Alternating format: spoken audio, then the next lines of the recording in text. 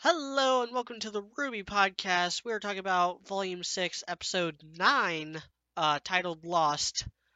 I am a rabbit in a snowstorm, Mediocrity 4. Speaking of Lost, I stumbled my way in drunkenly into the new year, just as it should be. I'm high-powered. And I hope everyone had a safe new year and didn't get pulled over or arrested for a DWI or DUI, because those are expensive, depending on which state you're in. Live from Kyoto, Japan, it's Dude What the Heck.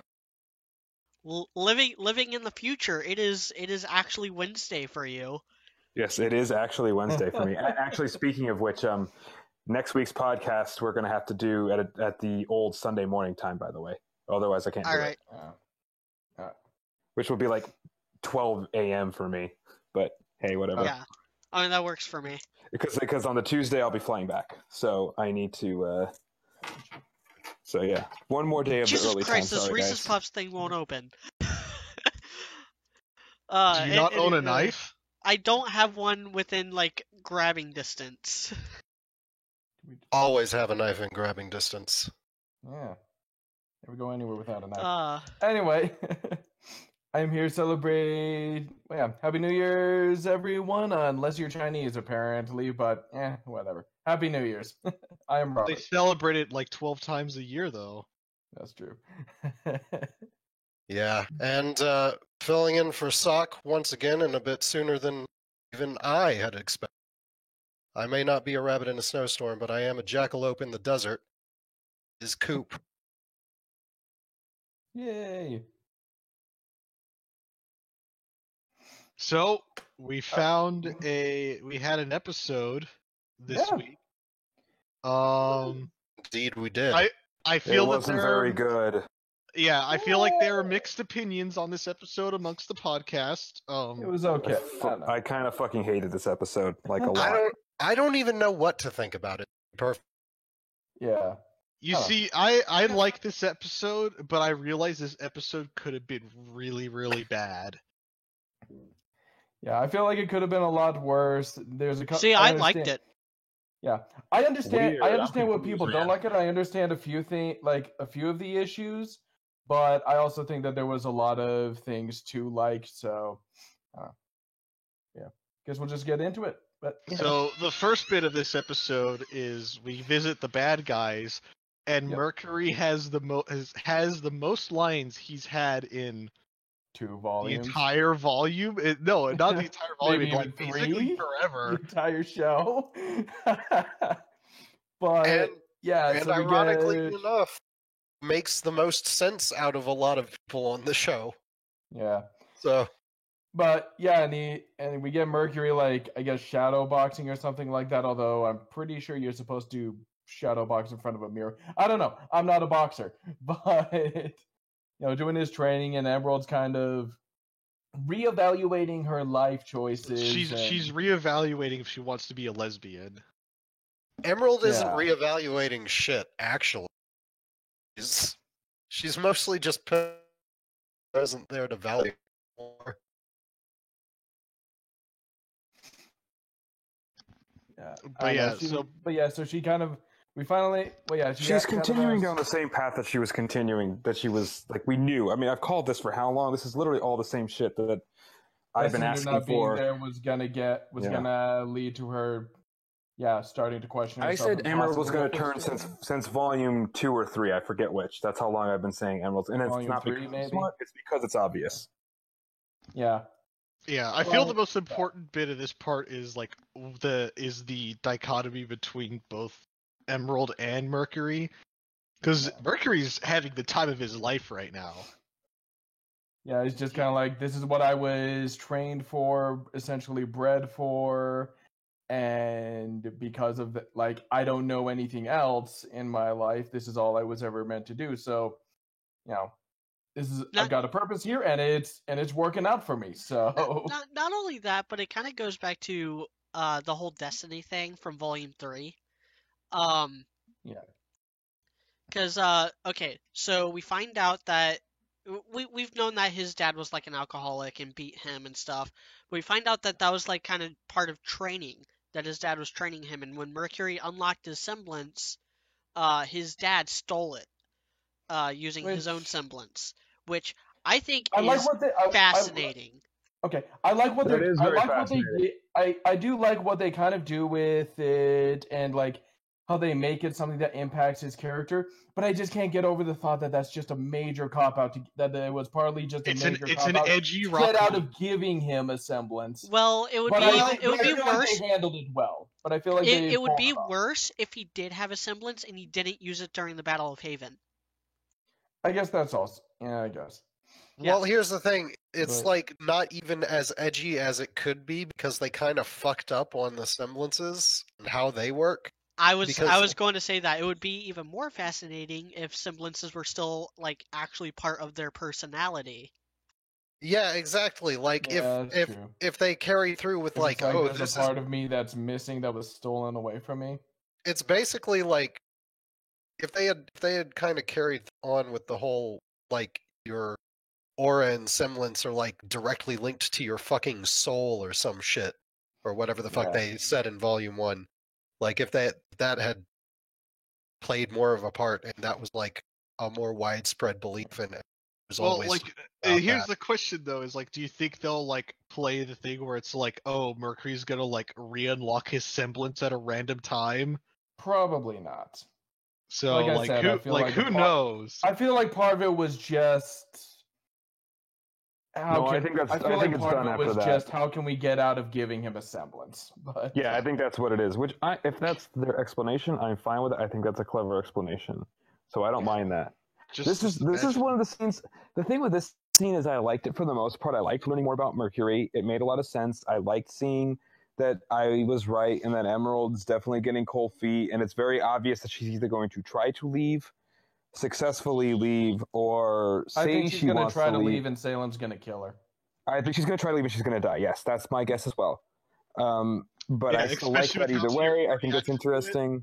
Yes, exactly. Yeah, especially Tyrion's whole thing of like, you guys are in this for, you guys are kind of past the point of no return, so. I think at the same time, though, I think the scene went on a little bit too long. And here's the thing.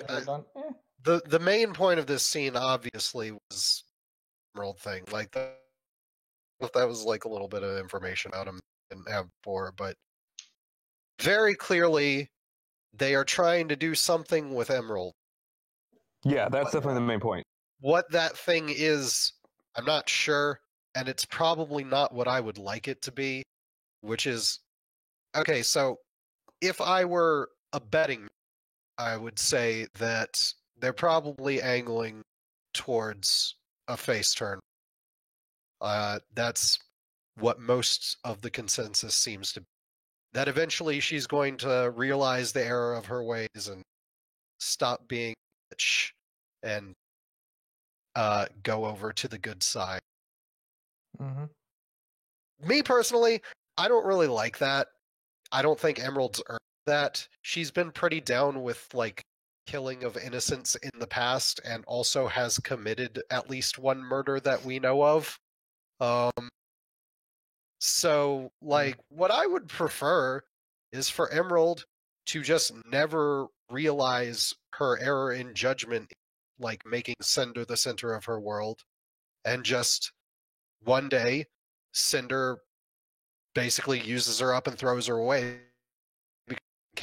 Exit stage left, never to be seen again.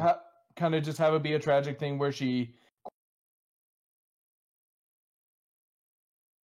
like, oh yeah, but like ultimately it doesn't work out, and it's kind of that ultimate tragedy of how it's kind of that tragedy of how she can't pull away. Well, see, that's almost too complex for them to pull off. I don't think it is, because clearly, like, Emerald still holds like some sort of crazy amount of loyalty to Cinder. I mean, and she no. Your idea, Coop, I think can happen. What Robert kind of suggests something a little bit more complex, and I don't think they could pull that off. But what you said, Coop, I think they could do it. The thing is, Emerald's entire motivation and role in the plot up to this point is so wrapped up with her head being so far up Cinder's ass that there is not going to be a face turn until they reunite. Well, okay, so here's my thought. Least. I'm not saying necessarily face turn. I just think she's going to at least try to leave at this point, I do think there is at least I think there's a 60% chance that they're going to do what Coop fears, and they're going to do a full-on face turn for her.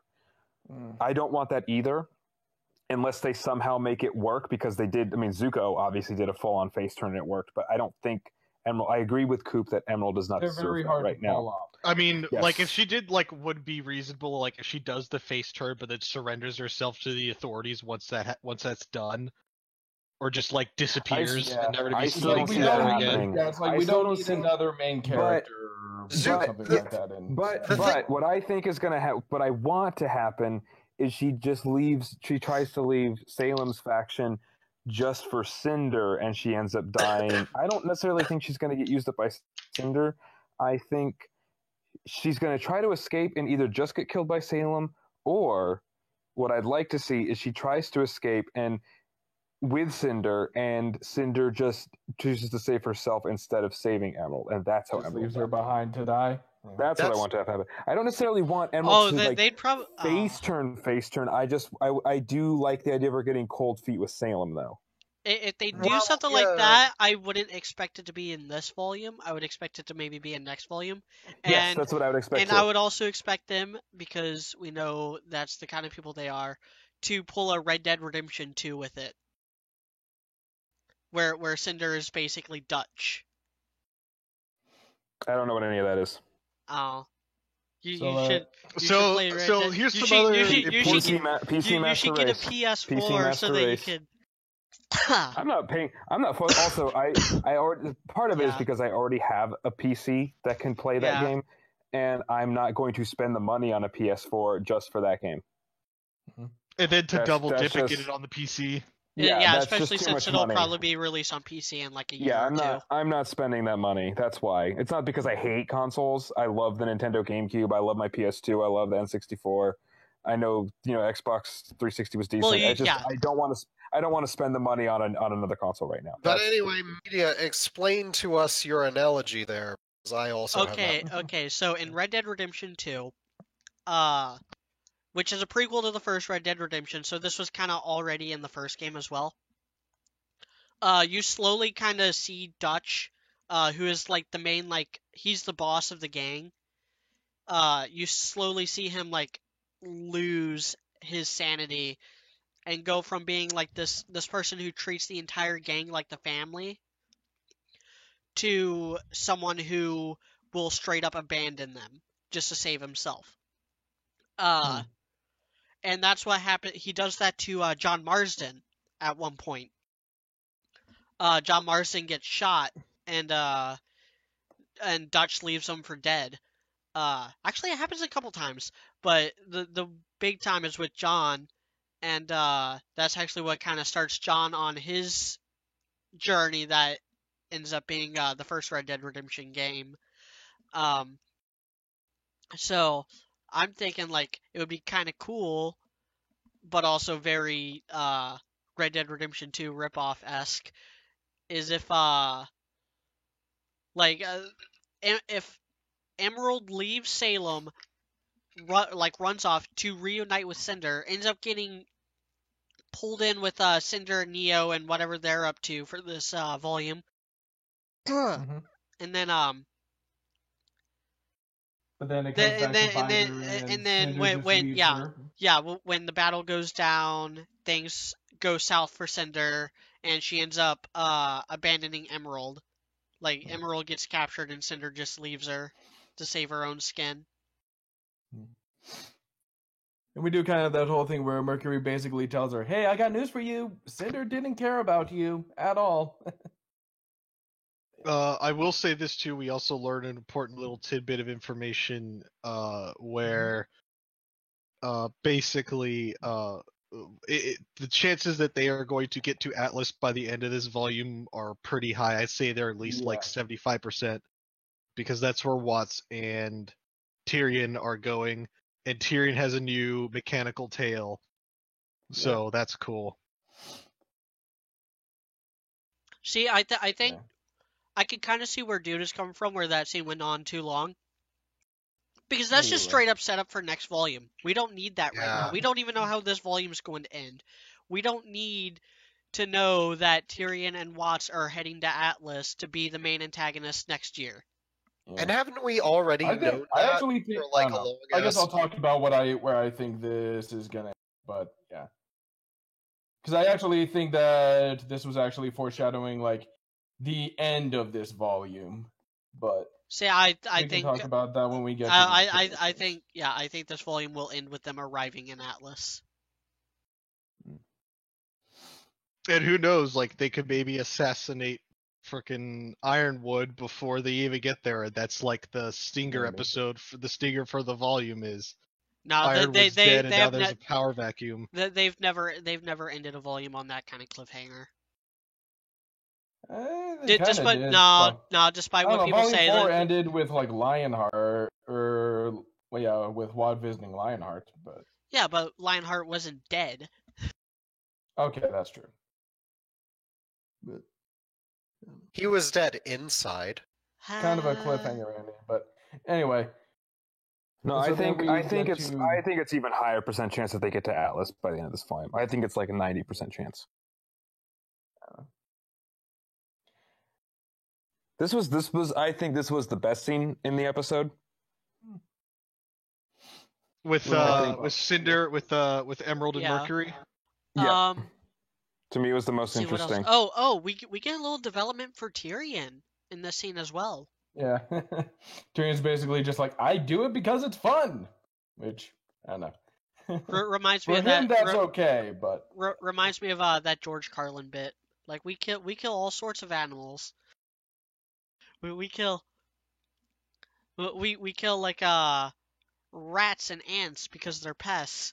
We kill deer and pigs because we're hungry.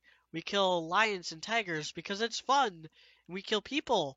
We kill people too because they're pests. And it's fun. I've ripped George Carlin. Anyway, other things. Oh, yeah, with Tyrion's like it's all about having fun. With Emerald, it's all about like Cinder is her family. With Mercury, it was like destiny. He killed it. He had his power stolen. He knew violence all his life. Yeah. He killed his father, and literally seconds later, Cinder shows up with a job offer. And might as well take it. Yeah, like that. That's some fate. Yep. Tyrion, he has and then Tyrion's just have fun. I like how he calls them children. I like how he speaks with like this weird maturity because he's not a mature character. He is off his rocker and kind of insufferable in a lot of his scenes. But he definitely speaks as if he's been in this game for a long time. Yeah. Well, the thing too, like whenever he's like, no, to me that's like a veiled threat to like Emerald, where it's like, don't leave. Yeah, no, you can't. Yeah, he's basically just like, yeah, no, you can't leave. You're past the point of no return, sweetheart. Sorry. Another note, I didn't know where to put this in. Mercury straight up has silver eyes in this scene. Yeah, they're fucking that up. It's like it's like, guys, just keep everyone's eye color as far away from silver as possible, okay? Nowhere near, no black eyes, no gray eyes, nothing. As far away from silver as possible. And then they're like, no, man, it's just your monitor. It's not calibrated right. And I'm like, screw you. I've got a $300 4K monitor. It's calibrated right. For my review. As it is, gray is just a very fancy look, or silver is just very fancy looking gray. Yeah, I haven't done this, but because I don't have the episode ripped yet. But for my review, I'm definitely going to have like a side by side of Mercury in the scene and Maria during the flashback. It is the same exact eye color, I swear. And it's just, see, that wouldn't be an issue if like eye color wasn't so important, and if the Silver Eyes weren't such an important thing. It's just a continuing trend of the show fucking up, where they try to make details important and then they fuck up other details related to those details. Yeah, that but it's happens like they don't a lot think in the show. But nobody said to themselves, okay, Silver Eyes are going to be important later on. Let's make sure and then tell the animators, hey guys, nobody or like whoever, or I guess I was telling Monty get it out of the random character generator. Yeah, nobody else can have Silver Eyes ever, or Gray Eyes, unless they actually have Silver Eyes. Yeah, exactly. Unless this character is a Silver unless this character actually has Silver Eyes with big, capital letters there, stay away from Silver Eyes or Gray Eyes completely. Stay as far away from them as possible. We don't want the retards theorizing. Yeah. Speaking of that, my bets are still on. My bets are leaning more and more towards Adam having Silver Eyes. And speaking of Adam, he has not shown up since the first episode. Yeah. Oh god, if Adam's a silver-eyed warrior, that would be hilarious. He's still just chilling in that chair, guys. It's a comfortable chair. That is a good point. I mean, I haven't really missed him, but it is one of those things where it's like, where is he? They said he was going to be the main villain. Yeah, it's like, it's like you guys said he was going to be important this volume, and you've got him in the intro, so it's like, and you had him at the beginning of the series, so where is he? And the intro's mostly been accurate. So you guys have been doing a pretty decent job, probably too good a job on trying to keep us updated with Cinder and Neo. What about Adam? I don't know. Part of me like I don't even know if he's gonna show up this volume, but who knows at this point. Yeah, it's like, does he even exist anymore? Literally, the next episode ends up starting off with Adam. Gosh. Hey, I'd be pleasantly surprised. Hey, if it does, I'd be happy. I'd be happy with that. Like, if we're, you know what I mean? That's fine. That's the kind of wrong I'd like to be, But But I don't think so. I'd be surprised. I don't think they would start with the villains twice in a row, especially a different villain. I just don't see that happening. But should we move on? Are we ready to talk to the next scene? Yeah. Speaking of retarded theorizing, let's go on to this next. So I could beat this shambling zombie real quick. Okay, so in the next portion of the episode, Jean, Nora, and Ren are wandering aimlessly through the city, attempting to find Oscar for, I guess because he's... Unfortunately, they don't have to be doing. Hold up, guys. The show insists that Oscar is important to find, therefore we must find Oscar. Okay? And second, while doing so, Jean enters yet another depressed funk and decides he doesn't want to keep looking for Oscar or get coffee at Starbucks. So, alone, he sits on a bench, depressed, moody, brooding, if you will. And in this moment of utter fucking stupidity, sees a leaf and decides, hey, I'm gonna follow that shit. I'm autistic. I'm gonna follow it. The single autumn leaf. I mean, it's supposed to be a reminder from Volume 3, but yeah. It's like nobody else remembers that. It's a leaf! There's literally millions of them. But he decides that this one is important. Yeah. And he follows it. And where does it lead him? Guess the fuck what? To a big-ass statue of Pyrrha. The hero of... You know what's really stupid about this? Is they literally could have just had him walk toward the bench, and then the statue is where the bench is. Like, why the leaf? Like, sit down and then look up at it? I don't know. My biggest question with this whole thing is...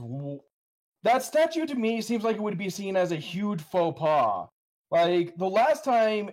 Even if, I would, visited Argus, which is apparently Pyrrha's hometown... Don't know why that never came up. And a protectorate of Atlas.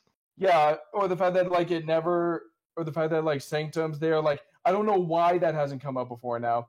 But we get the statue, and so we get the, And so we see Pyrrha's statue. We have the last time anyone saw this girl, she was apparently brutally murdering what she thought was another student, and pretty much caused this entire calamity that's been going on.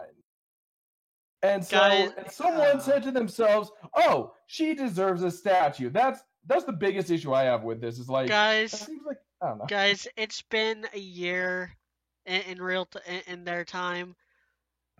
Obviously, they were able to put two and two together that the freaking voice over the CCT network that literally hijacked it seconds later might have actually been involved. Guys, I mean, they also have a big statue of Genghis Khan, so there's that too. Yeah. Different story, but okay, literally nothing about that. Literally nothing about that setup bothered me because she was already a local legend.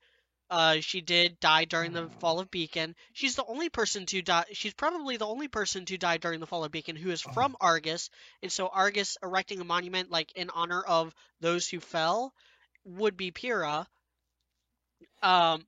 Also, it's been like it's been like a year. I live in St. Louis. We have statues everywhere of random people. We have like a statue of Chuck Berry. We have statues of like Ina Slaughter, Ozzie Smith, all the like really major Cardinal baseball players, blues musicians who came through here, lived here, died here, whatever. It only takes a couple months to put a statue of that caliber up. It's perfectly fine. The only thing that bugs me feels like I don't know. It still feels like something like the only thing that bugs me. It feels like a lot of tourists would go through the town and be all like, "What the fuck is that? Why do you have a picture of that person?" Because even if it does feel like okay, something else was going on, there's no reason, there's no evidence to assume that Pyrrha wasn't somehow involved in it. Hold up, there's no way to like spread the news and say she wasn't involved because of the destruction of the CCT towers. Like, I don't know. To me, it just seems weird. It feels too soon. Remember, Robert, okay, this is a bigoted society. Only person Pyrrha murdered was a robot, arguably less of a human than even a faunus, also a subhuman. So, like, why would anybody give a shit? Can I talk about why I fucking hate this scene? Is it because of Oscar? Because that's why I hate it. It's partly because of Oscar, but just the Pyrrha part. I even hate just the Pyrrha part. It's just pandering to the audience to like, oh, we feel bad for Pyrrha. Everybody still feels bad for Pyrrha. Like, yeah, but there's nothing. You don't get anything out of this. Yes, for John's entire character arc. Yeah, what his character's been building towards for 3 years. No, dude. And now it's solved. John's guilt over Pyrrha's death is completely assuaged, and he doesn't have to grieve for her. The reason you're kind of right, dude. But the reason why that's the case is because of Oscar and his role in the scene. And that's true. I'll get okay. If he wasn't looking for Oscar. Okay, so first I'll address this without like I'll try to surgically remove Oscar from the context of the scene. And talk about and he doesn't even deserve any context because he's definitely back on the shittiest fucking piece of shit in this entire shit show list. Yeah. Anyway, go ahead. So it's something that like it's one of those. If they never did a scene like this, it would be a missed opportunity. I don't think they ever needed to. But if they were going to, I think this is a good way to do it.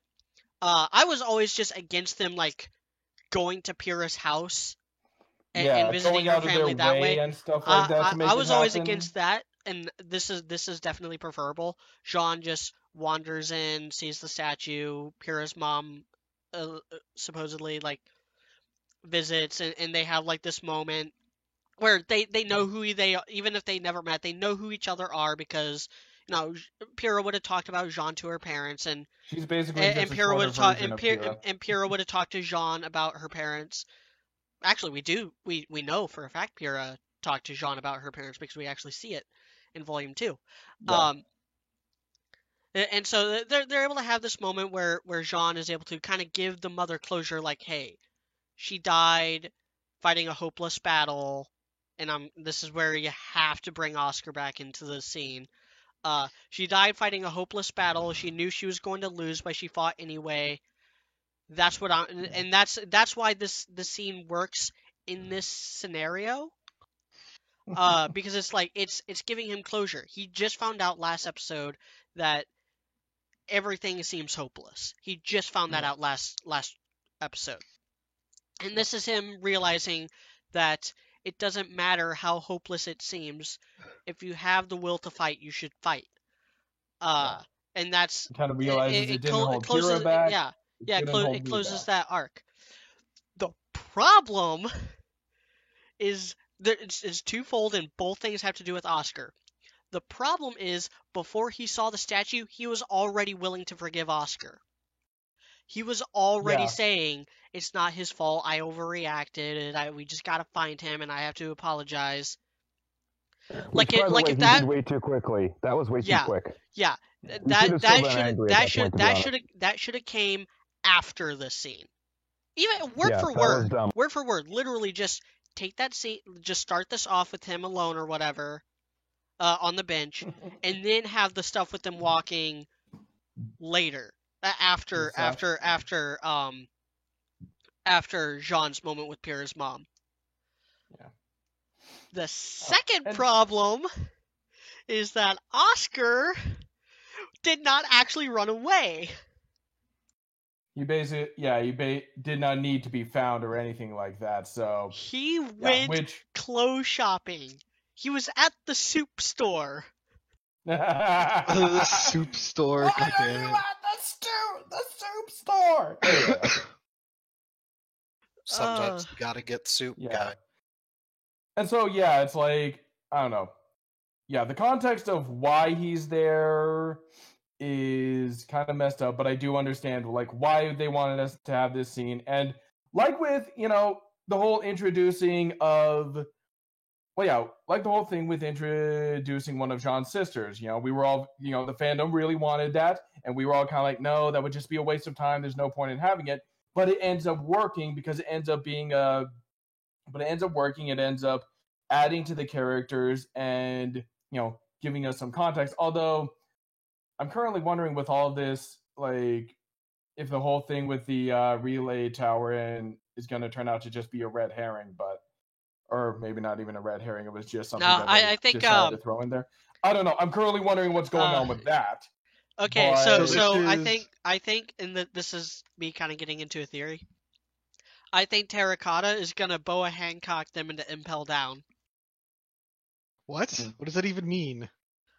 It's a One Piece reference. I understand that reference because I'm a gigantic nerd. Yes. So basically, she's going to be the one to smuggle them into the base. Oh, okay. Like, these are my IT assistants. Okay, I can see that working. Hopefully. Yeah.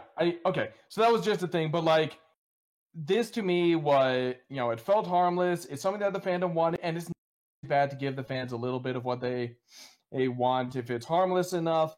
And it was a really good, and it has some good moments for Jean, gave Jean closure.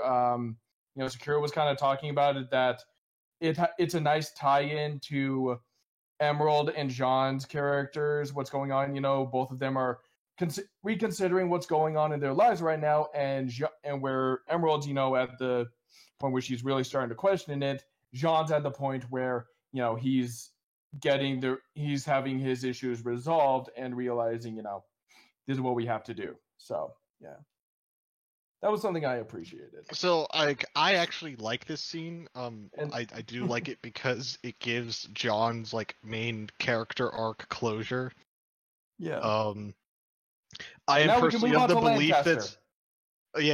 Well, that too. But I personally have the belief that it is Pyrrha's mom because if you look at Dishwasher's image of Pyrrha's parents, the resemblance is pretty there. And Dishwasher is now working for Rooster Teeth, pretty much. He's employed by them. You actually can't make that connection now. He's a slave to the system now. Yeah, so he works for them now. Also, are we talking about are we talking about the theory that, or that flying around there that it might have been Pyrrha's ghost and mom. That's Yeah. dumb. That's dumb. Yeah. As I said, we I need will to say take a this. shovel and whack it, but that's a Okay. dumb theory. I will say this Because it about also that. makes more sense too. Like if she, as soon as she heard the name and disappeared, Batman out of there, it makes even more sense. Yeah. So I will say this about about that whole theory. First of all, this woman was clearly shorter than Pyrrha, so it's probably her mom. But I think it might be kind of funny, or I don't know, nice, I guess, if they basically, if like Emmett, Miles, and Carrie, if someone asked them during RTX or something, if they basically say, we intentionally left it ambiguous and up to audience interpretation, and it doesn't matter because neither you or Jean are going to see that woman again. So, like, I don't know. I think it would be kind of interesting if maybe they decided to purposefully leave it ambiguous, just a little bit of creativity there. Some of the dialogue was That's what I hope too. kind of vague and stuff like that. But I still think, but other than that, like, it was Pyrrha's mom. I like that they didn't get too into it, because one of the things is I never really wanted them to like really interact with Pyrrha's family, because that's pointless. So I'm glad if this is where they leave it, then I'm kind of happy with it. Yeah, I was. Yeah, that is also the next scene is really why I fucking hate this episode, and I hate it more than it should, because the first two scenes are okay. I did like the first scene. The second scene is okay, and it is good for Jean, as you said. You kind of convinced me of that. But this next scene is fuck. This next scene. Fuck Oscar. Yeah, fuck Oscar so much. Oscar is already okay and fine.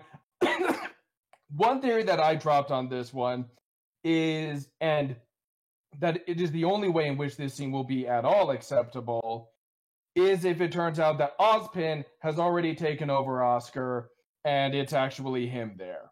That is the only way this will be at all acceptable. Which would be good writing if they do it. Yeah, and I could see how it could possibly, and I could see it happening because there, like, it seems weird. I don't know. It feels like this volume felt like they were demonstrating a lot of what they've learned, from criticism, from the failings of Volume 5, and from all the what everyone's been saying. So operating in the idea that, so if you're, I don't know, if we're giving them the benefit of the doubt and believing that they're learning, then it feels like they wouldn't make the exact same mistake that they made 2 years ago with the exact same character. It feels like they would say to themselves, wait a minute, does this feel from this whole thing of Oscar sudden, being faced with the dilemma and then suddenly just, getting over the dilemma off screen? Does this feel a little familiar? Does this feel like something that people had a problem with in the past? And so which is why I want to believe that they said to themselves, this is where Ozpin takes over. That's my hope. So also just some of like his talking and like just the way I remember when like he first opened the door and says, "Oh, you guys are here." To me, it sounded like Ozpin for some reason. So I'm really hoping. The only way this scene doesn't completely, well, it's still kind of success, but I'll get to that in a second, is if he is already Ozpin. And then, like I said before, I think we said this last podcast, if he is already Ozpin, then they can find out that he's already Ozpin, and then they can get mad, and I can kind of understand that. That makes sense, and I'd be good with that. I would like that a lot, actually, because then they can tell Ozpin to fuck off, and then, we already lost Oscar, then we're good, then it's just the kids. Great. That's exactly what we want. I like that. Yeah. What I don't like about this scene is that Oscar has earned none of this. Kitty, I don't know if she was the first person to say it, but she was the first one to like truly explain it to me the best way possible. Like why I hated this so much was that like everybody's so excited to see Oscar. Why? Why do they care so much? That is another thing, is that he hasn't earned any of that from any of the characters. Why especially Blake. That line from Jean of this team wouldn't be the same without you. What? Yeah. Without this kid upstaging you all, bitching and having no will of his own. Oh, and changing tires one time. Like, no, the show would be would be just fine without this kid. The show would be better, as I've said. Yeah, since he was introduced, the show would be better without him. I get Nora because she's been pretty consistently all about like adopting Oscar, basically. Since they freaking Having met back at the beginning of Volume 5. Yeah, she basically gets to be a big sister for once, so I can understand that. But everybody else, it doesn't make sense. The line of the person that like would be the same without you. It's all of this is just the writers trying to convince the audience that Oscar's important. Hey guys, they love Oscar. Oscar's important, guys. Oscar's really important, guys. We promise Oscar's important. Fuck no, he's not. Be Fuck sad you. because, and hopefully it's be sad because he's about to be gone for good. I'm gonna fucking throw a party. Yeah. When he's gone, it's going to be amazing. That's the only thing I liked about this scene was that he says he doesn't have much time left. That's not a lie. Like I think it's very obvious he knows he doesn't have much time left, and then he's going to be gone. And I'm going to be so goddamn happy. Talking like he had number again. Yeah. Either way, I'm happy with that. I don't know if I'm going to be more excited that Oscar's gone or about Renora finally making out and fucking. Which, by the way, still hasn't happened, and it should have happened in this episode. But there are certainly visual cues that they are together. Like the fact that Nora is like just all over Rin when they're at the house before Oscar opens the door. Like Nora's standing behind Rin, and she's got like one hand on his shoulder and the other one on his arm, just like chest pressing up against his back. Now, to be fair, he's basically hanging off of him, and it's great. I do love seeing that. I love seeing that stuff, but I still want like an actual scene about it. An actual please. Just kiss. Yeah. Just kiss. It's not that hard. Come on, guys. Just now, kiss already. Yeah. I've got a proposition, and it's a bit more extreme.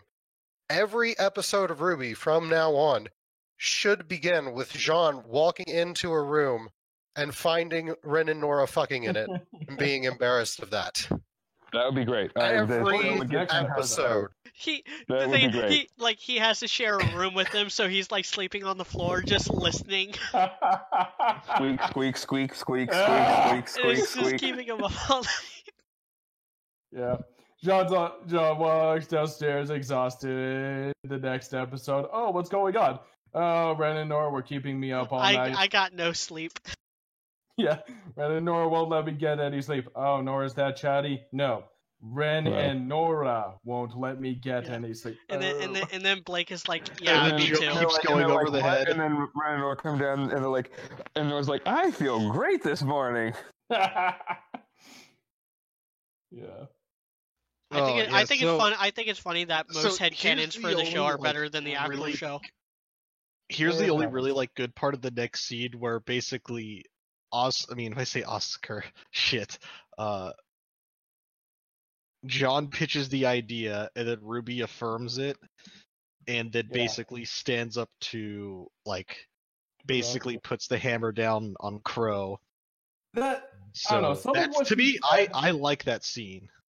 I liked it. I like the sentiment. I feel like some of what she said is kind of like when she's all like, hey, we've never needed adults before. It's all like, I think Tyrion and even the Apathy would disagree with you on that one. But no, I think that is a direct reference to the Apathy, in which all Maria did was say, hey, life is precious. And that triggered Ruby into using her silver eyes for the second time. Maybe. By the way, Ruby used them once without any prompting from Maria. Yeah. And then only after that did Maria be like, hey, life is precious, it should be protected, just close your eyes, focus on the ones you love. Like, pretty pretty much like freaking some fortune cookie level wisdom there. That power of friendship is powerful shit, media. The power of Chinese fortune cookies. Yes. Yeah. Well, not Chinese. You mean Chinese American fortune cookies? Yes.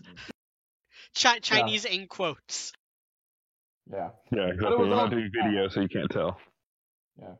Vietnamese rice farm fortune cookies. Oh. I think the scene, if we're skipping past the Oscar part to the Ruby talking to Crow part, I do agree with the sentiment because we've talked about this before, how important it is for the kids to be the leaders now.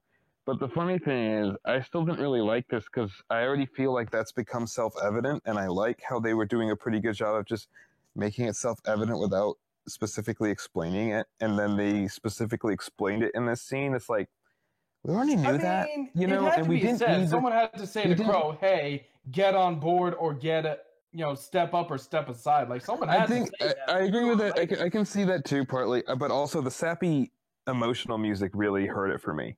That's called a leitmotif. It's a thing every movie and TV show does. It's not. I know. It's not new.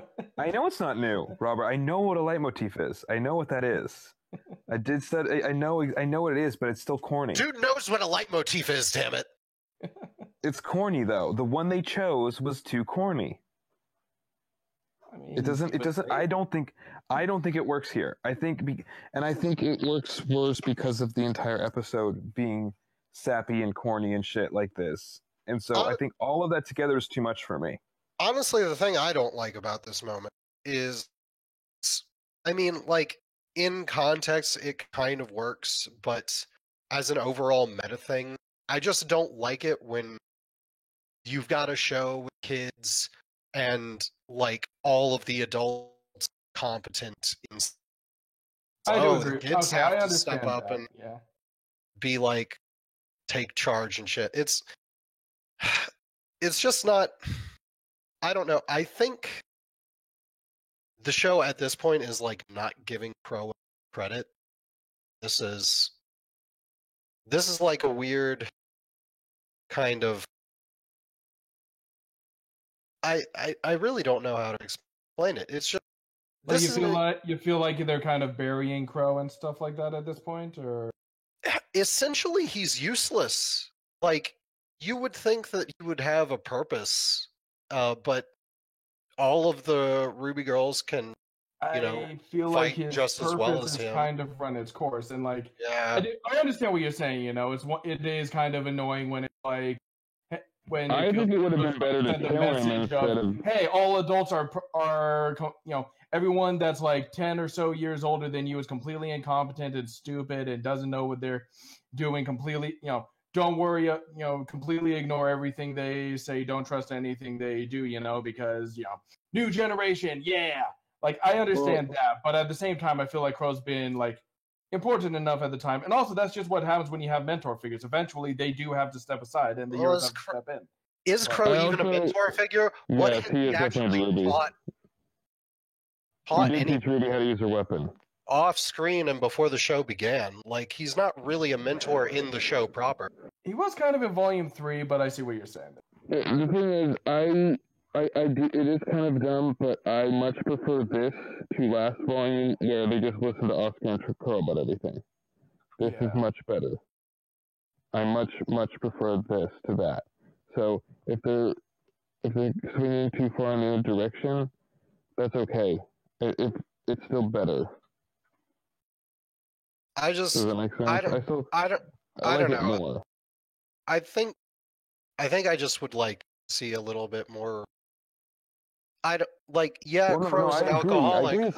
I agree it's not the best. It would be best if they still like kind of needed Crow and then he just dies. I think it's better if they kill him instead, to be honest, as much as I like him overall. Yeah, I think it would be better if they just killed him. So it kind of feels like they've been butchering his character, and it would kind of he's been committing. Okay, I kind of see what you're saying here. Is that he's kind of actually, here's a really good example of what I can kind of see you're saying.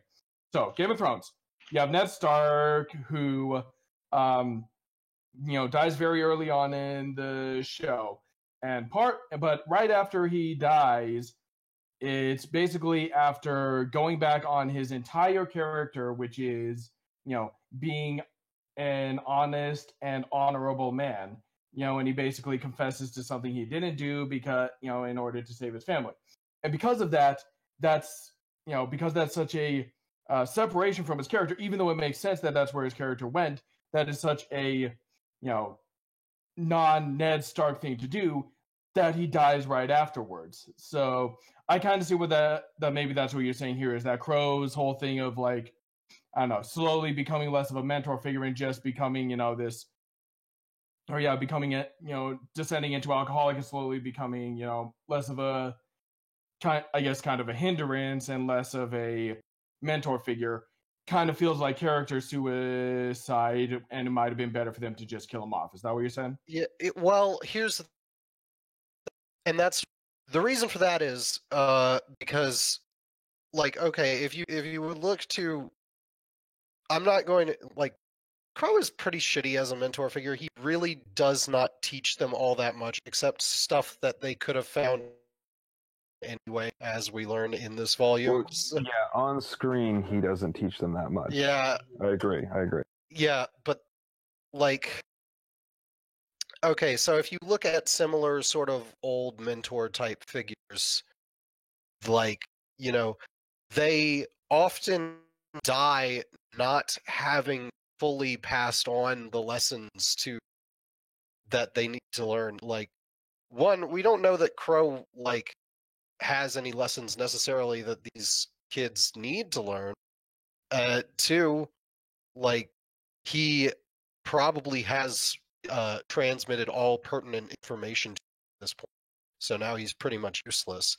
Like, it's much more impactful when a mentor dies when, like, the characters in the show are still, like, weak in some way and still feel that they need it means more when they need them and then they're forced to grow up. Right now they're already grown up, so when they kill him, because let's be honest, they are going to kill him, it's not going to mean anything. Yes, I agree that that's not the best way to do it. They are going about it the wrong way.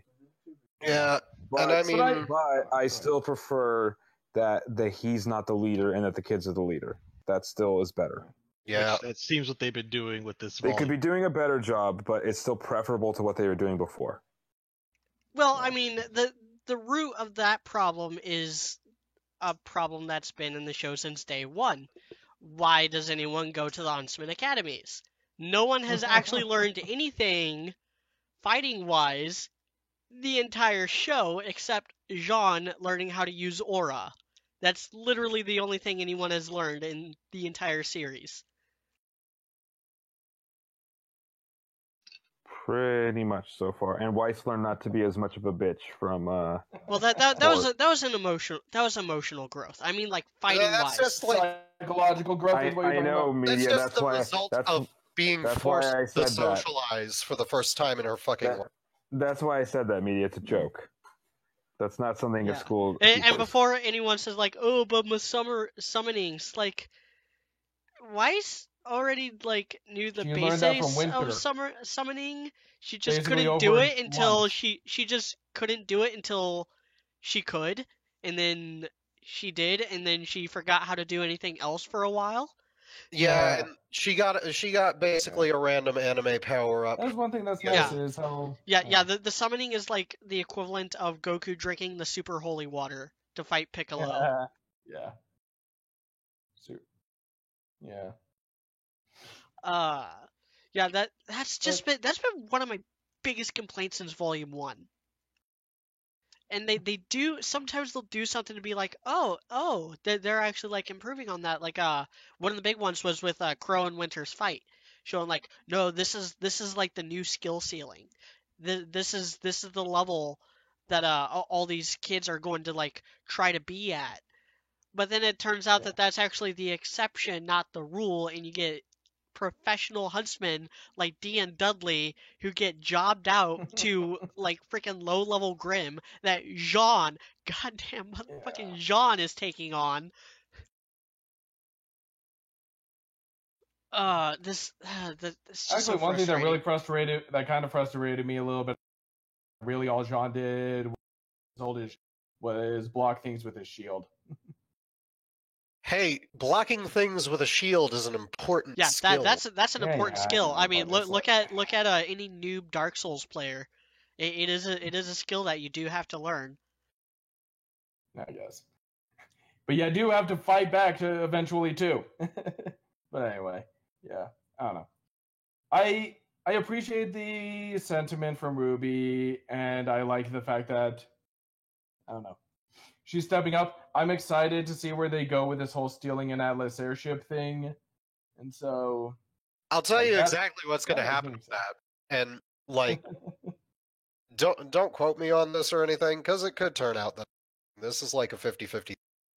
Mm-hmm. But I feel like the whole stealing of the airship thing is pretty much going to go off without a hitch. Yeah, that's what I was going to say. think it's just going to happen. It's going to go off without a hitch. It's just going to happen. It's going to look like it's scary, and then it's just going to work. Like, yeah, I think it'll be like a really flash in the pan action scene.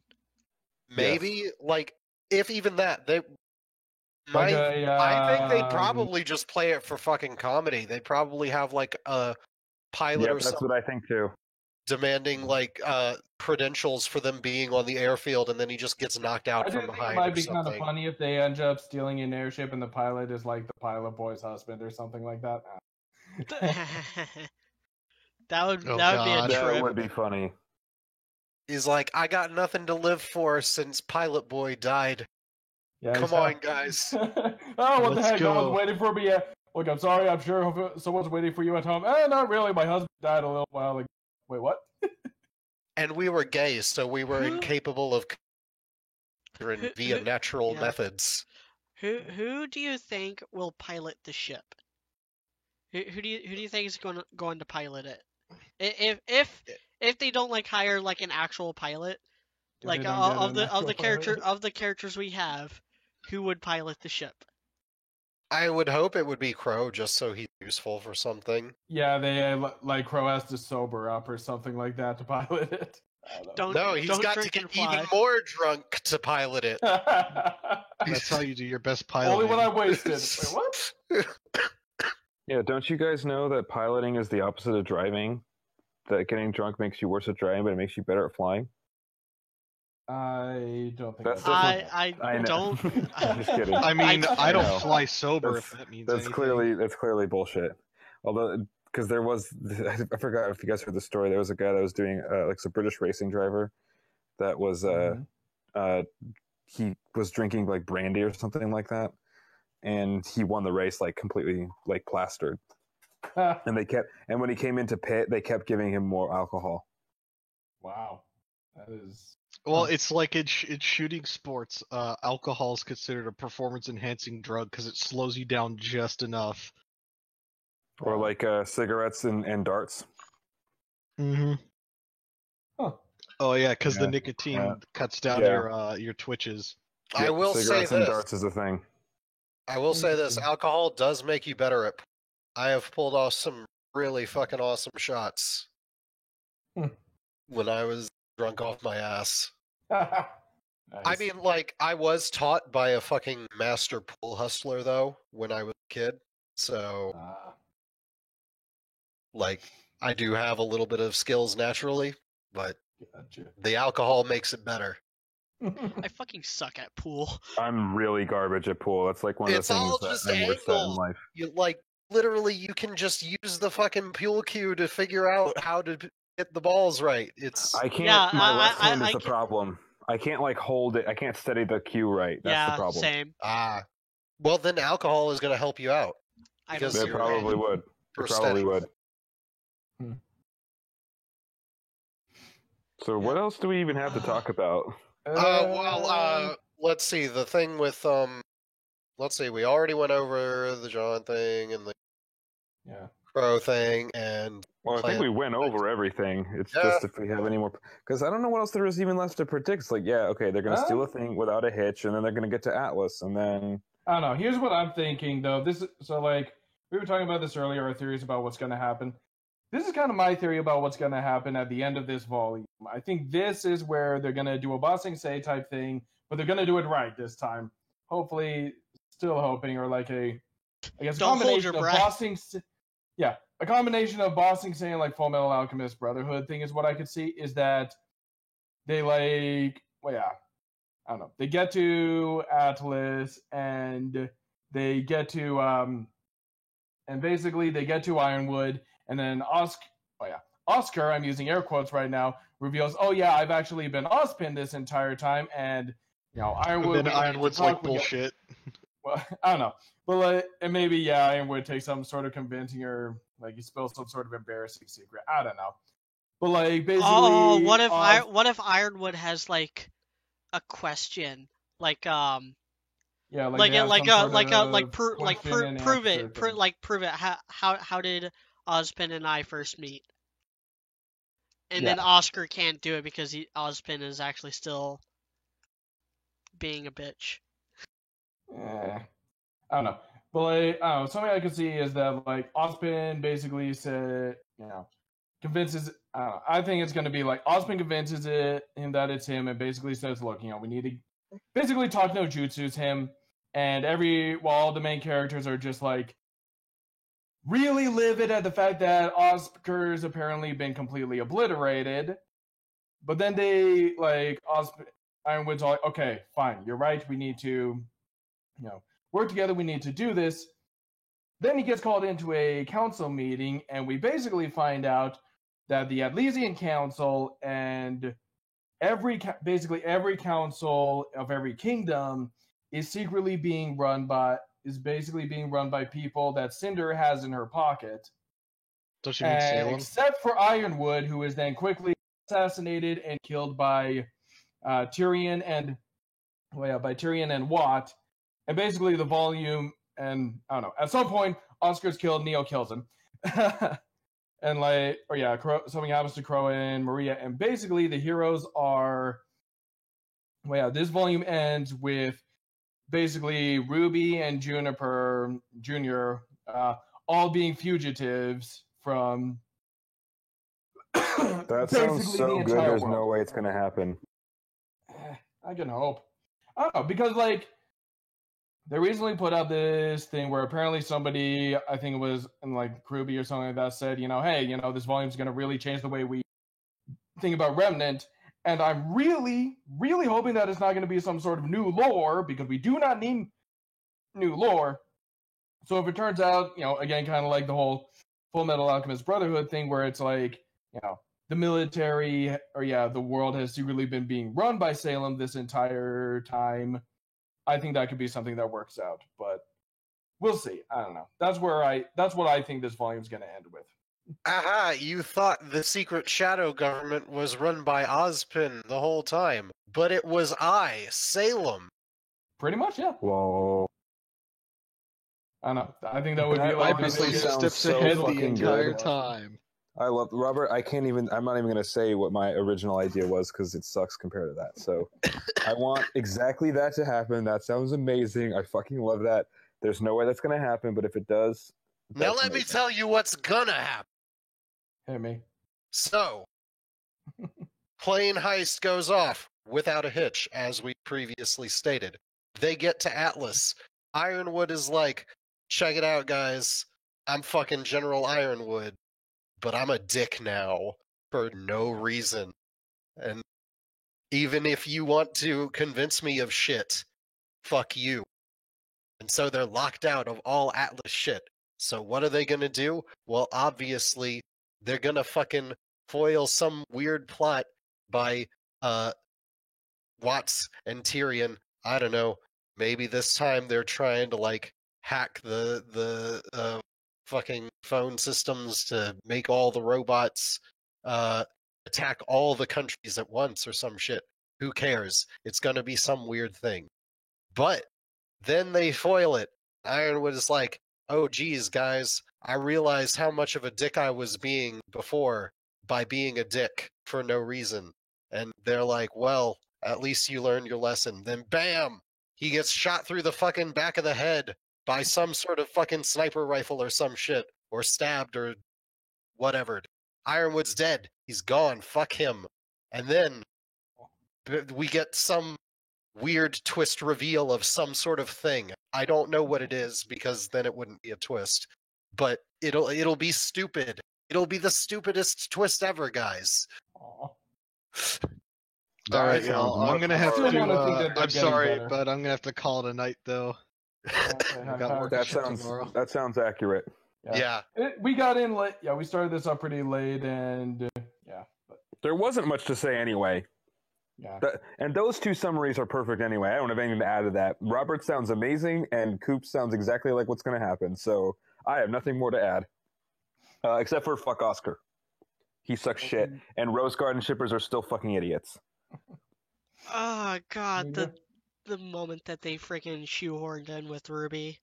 Yeah, combat looks good. Fuck off, writers. You suck. It doesn't look good though. It looks like garbage. It also doesn't look good. It also looks like garbage. Yes, it's really fucking stupid.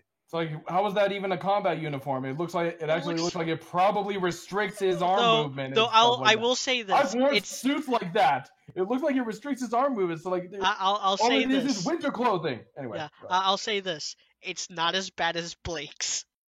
Still better than Blake's. Yeah. Hold up, guy. The tube top plus trench coat look is making a comeback.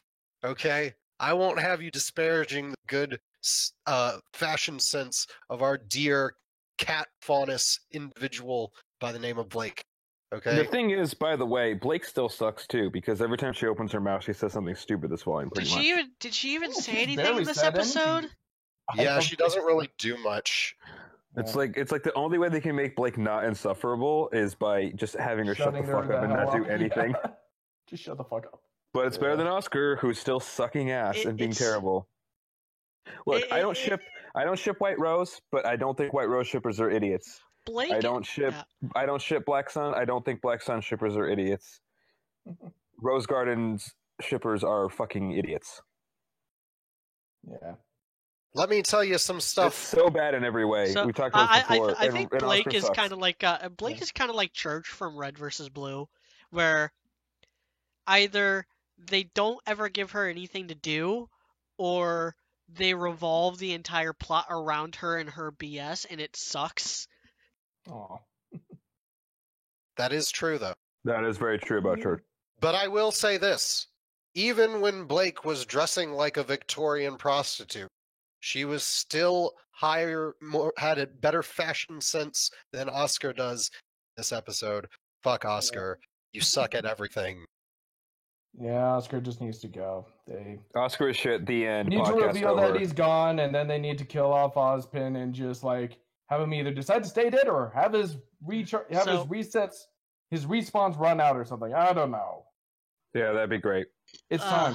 We're done. So Oscar, Oscatard together sucks. Kill him. So before we wrap this up and do our plugins, or before I do my plugins, because ain't nobody else here got anything to plug.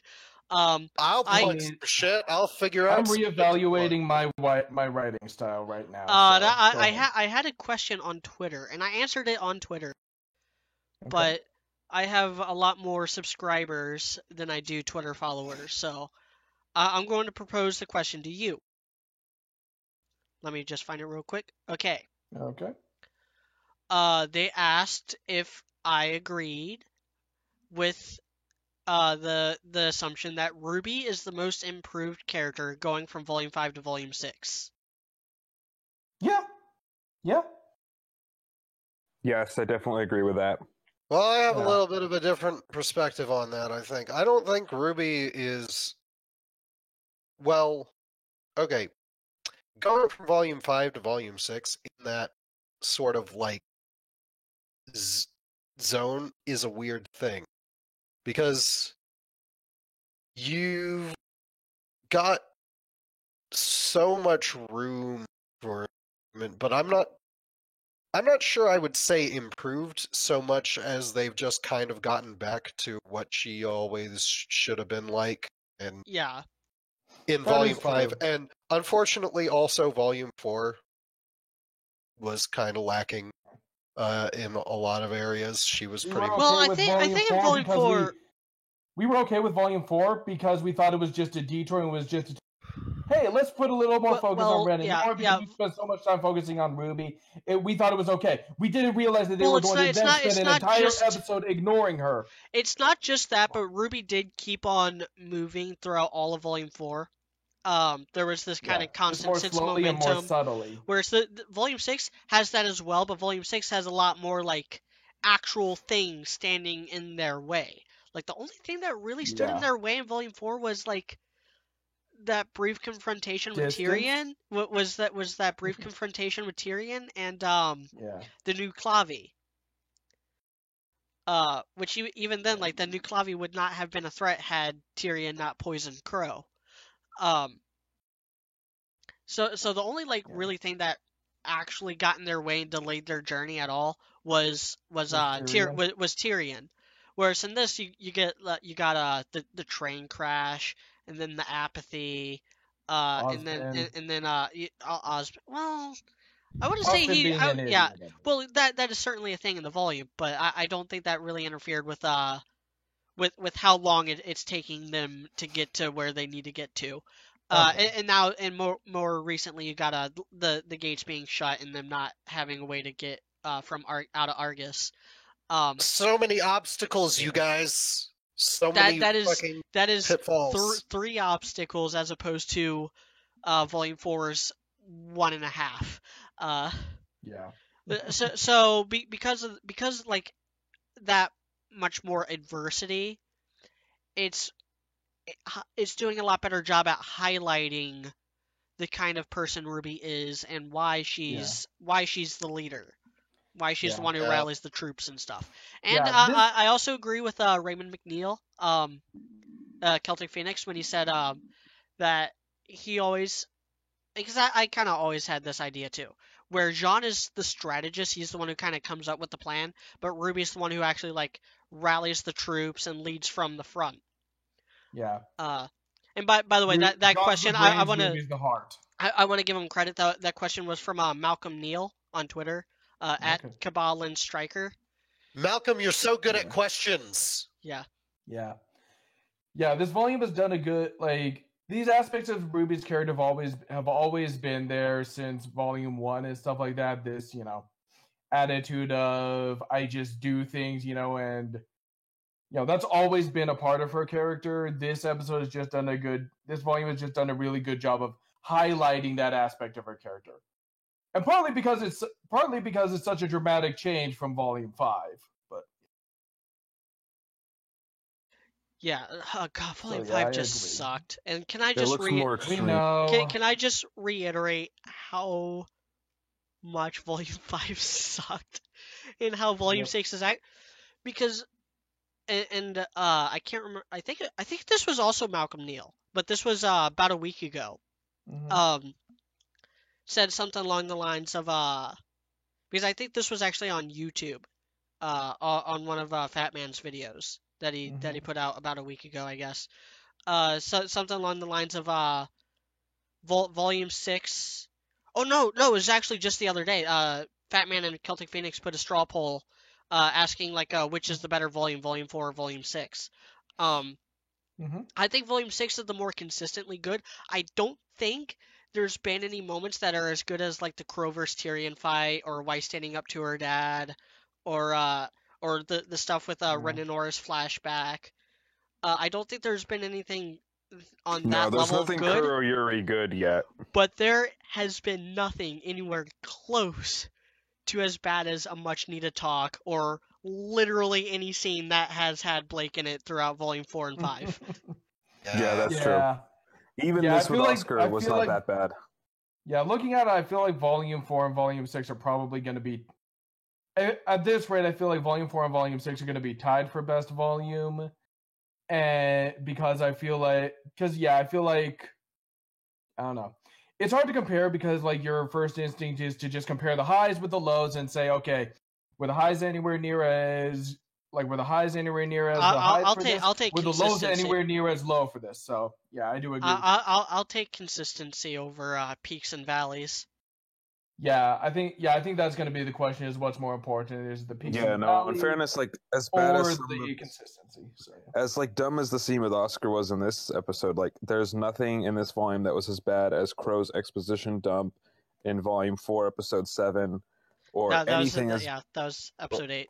Episode 8, sorry, whatever. I can't keep.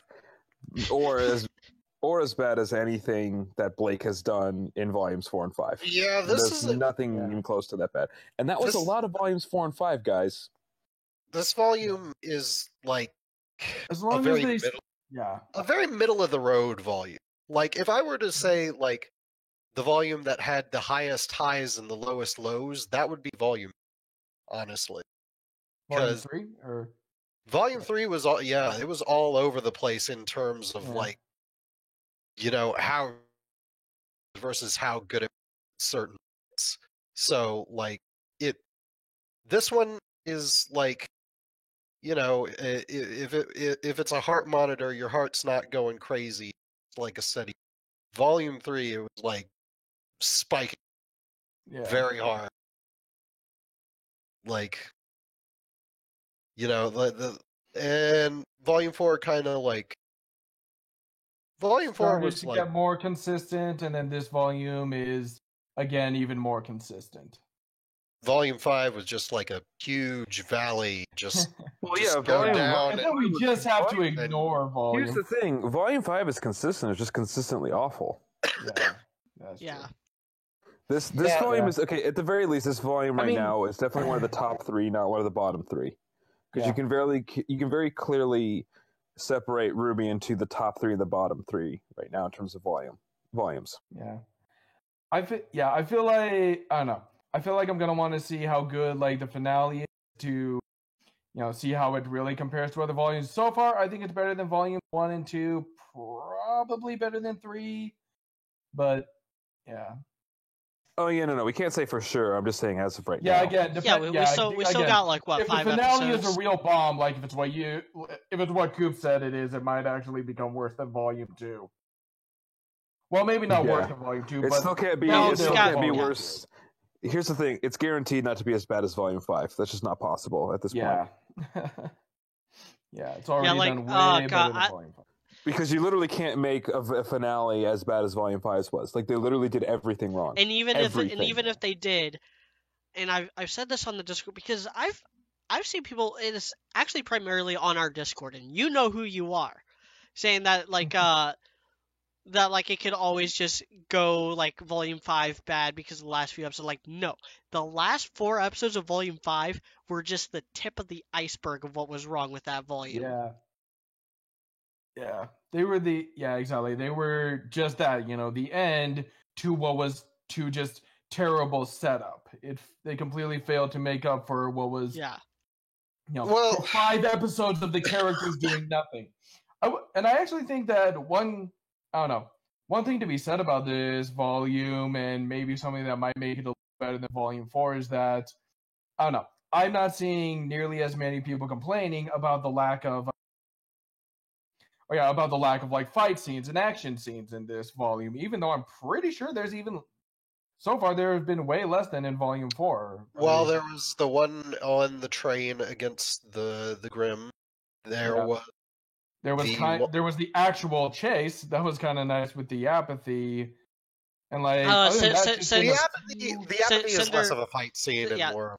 Yeah. Well, there's also Cinder versus Neo, and a little bit of Ozma versus Salem, which we barely got to see. Yeah, that was like a brief flash in the pan, and then like this brief little brawl between between Emerald and Mercury in this episode. Again, really brief, really short. So yeah, this volume has been, not nearly as action heavy as any volumes prior to it, but I'm not seeing nearly as many people complaining about that this volume. I could be wrong though. I'm mostly staying away from RWBY Republic. No, because I've avoided it completely because I went on once and saw the idiocy and I just had to leave. Because I've always been in the minority here. The fight scenes in RWBY never really appealed to me. It was always the characters. Right. It was always the motivations. It was always and I know it. Yeah, and I know ideas. It doesn't bother us because it's not why we watch this show and stuff like that. For the most part, it's not why we watch the show. We enjoy it. It's nice. It's a little icing on the cake, but it's not why we. It's not what we came for. It's not what we stay for. The fight scenes, I mean, I can see the appeal of them, but they're not my cup of tea. I don't like them personally because, well, this has been a little bit less of an issue, kind of, but like the thing of it is that they're just too clean. They're just like each opponent seems to they're too well choreographed. Both parties in a fight always seem to know exactly what move the other one is going to next. And it just... And it feels a lot more like a dance than a fight. Yeah. Yeah, which is Monty's style, but Monty's style is stupid. So, because, like, when you're in a fight, you're trying to constantly get the upper hand, and it's dirty. You get scrapes and cuts on you, except you don't. Because aura. But, like, even without aura, like, fucking There's all sorts of fucking like things you can do. Another thing in RWBY, like this is why I liked the Cinder versus a lot, was because they made use of the environment more. A lot of times the RWBY fights don't do that, like, at all. It's like they just seem to occur on, stage or something, like where it's all clear. They never do. No use of environment. Yeah. That's the way they kind of act. Like, Neo at least like threw bowls at Cinder and threw her through a window. So that's true. That was a nice fight, but yeah. That might be a fun list for you to make media anime or TV shows with better fight animation than RWBY. How many people lose their shit at you for that one? That would be a long ass list. To be well, I would just. I got a couple for you right here. I would keep it. Avatar: The Last Airbender. Yeah, I would throw JoJo's in there just because I think JoJo is where RWBY should have been a bit like kind of a blend between like JoJo and Bleach is where RWBY's fight scene should have been. Yeah. JoJo because of the powers and stuff, semblances are basically like stands, and then Bleach because of the weapons. I think I would say more actually actual choreography would be more like Bleach and My Hero Academia is more what I would think, but yeah. And to be perfectly honest, like if that's another thing I should have brought up earlier actually when we were actually talking about it, but if the reason they didn't give Mercury a semblance was literally just that they were too lazy to think up of one, motherfuckers, Araki has been thinking up new stands for like 20 fucking years. Okay? Yeah. Like literally just rip some of them off. He's fine with that. Yeah. I mean, if anyone in the anime and manga industry is fine with being ripped off, it's Araki. Especially since he himself rips off names all the time. Like every single one of his stands are just popular rock songs. Yeah. I think he would understand the English idiom. Yeah. In a glass house. Like if somebody says, you totally ripped off JoJo's Bizarre Adventure. It's like, no, I made a JoJo's reference. Haha! Yeah. That might be the question. At what point are you just ripping off JoJo's Bizarre Adventure? At what point are you making to it? But anyway. Everything is a JoJo's reference. I'm a JoJo's reference. You're a JoJo's reference. We're all JoJo references. I mean, like... Anyway, but yeah. Except dude, because I don't think he's seen it. I have not seen it. I've been criticized before for not having a RWBY OC, but I may make one that just has a stand as his semblance. Who knows? I really don't like I do not like OCs. People find it odd that I don't. I'm doing everything in my power to avoid them in my face. That's what I was also doing in the rewrite. But I love creating characters. Yeah. It's my favorite thing about being a writer. That's why I'm creating my own characters and my own thing. Yeah. Yeah, I mean, like, if I come up with a good idea for a character, I'm not going to waste it on a fan fiction. Yeah. I mean, you do you, media, but like... I do it for it's like I'm going to create a world in which this... I can do both. You can do both, media, but like... Your OCs are pretty good, so... Your OCs are very good, media. In fact, I'm just not a huge fan, but yeah. That's just my issue. Yeah. Your OCs are so good. Yeah, I love them so much. I wish that you would just let the one that you made that's basically fuck the one that's basically just Girl Ren.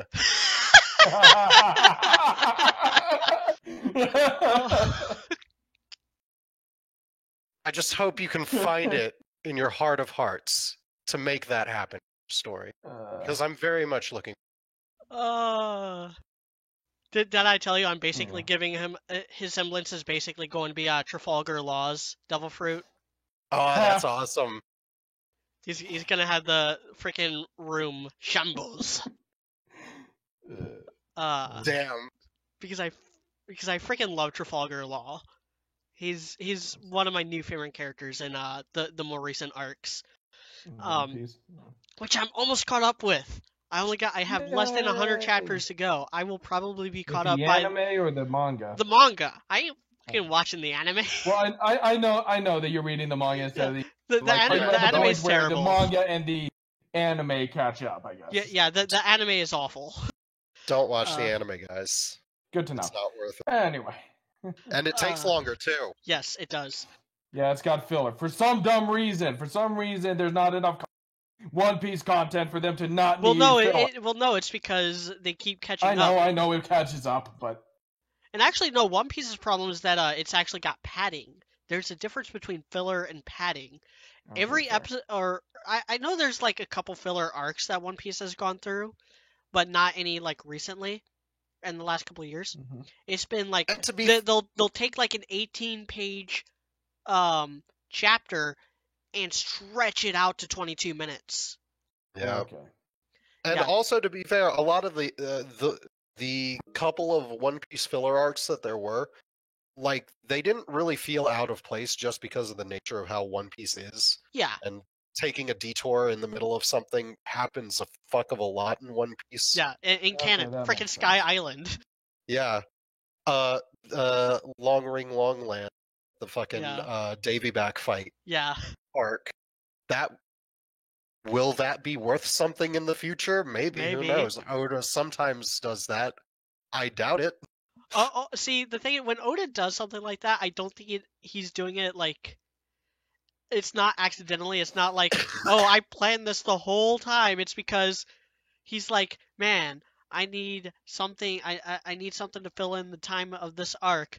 Let's make a reference to let's bring back a character from an older arc. Like Bellamy only got brought back in Dressrosa because Jaya already established that he was kind of in debt to Doflamingo, and so Oda's like, hey, I need like another minor villain for this tournament thing I'm doing in Dressrosa. Let's bring back freaking Bellamy. Yeah. And I mean, of all of those things, like, Sky Island has probably most lasting significance on the whole story, but I think, are we wrapping up now? Yeah. Sorry. This is like a completely different conversation. This is a whole nother conversation. Okay. Well, you gotta plug, guys. One Piece is very good. Read it, and I think Ruby should take more from it. The only things I have to plug, like, comment, and subscribe. Watch my videos. Hit that notification bell. Consider supporting me on Patreon. And read my fanfics. I have 2 that I'm working on right now. I'm still working on Ruby on Home, working on the last arc of that, and I'm also working on Just Act Manly, which is the eagerly awaited sequel to Just Act Casually and Just Act Maturely.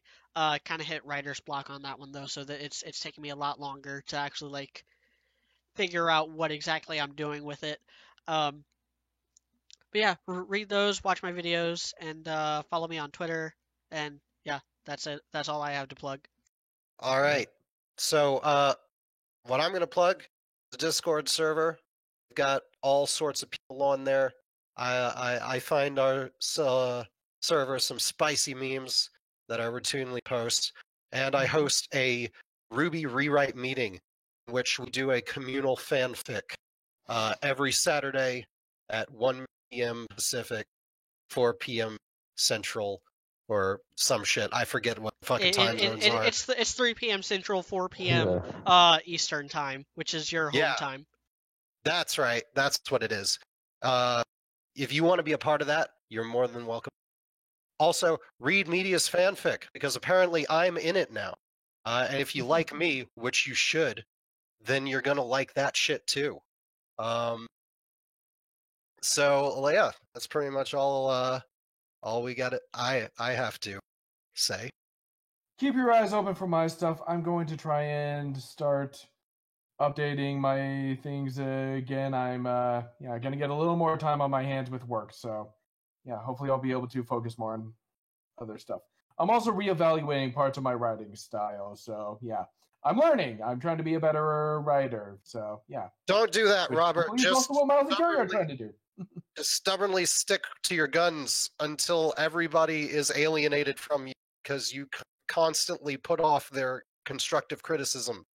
Do that. That's the best thing. No, That sounds like a show that we do a podcast on. Yeah. Is that all? Yeah, I think so. All right then. Adios. Thank you for Bye watching from Japan. and have a nice night.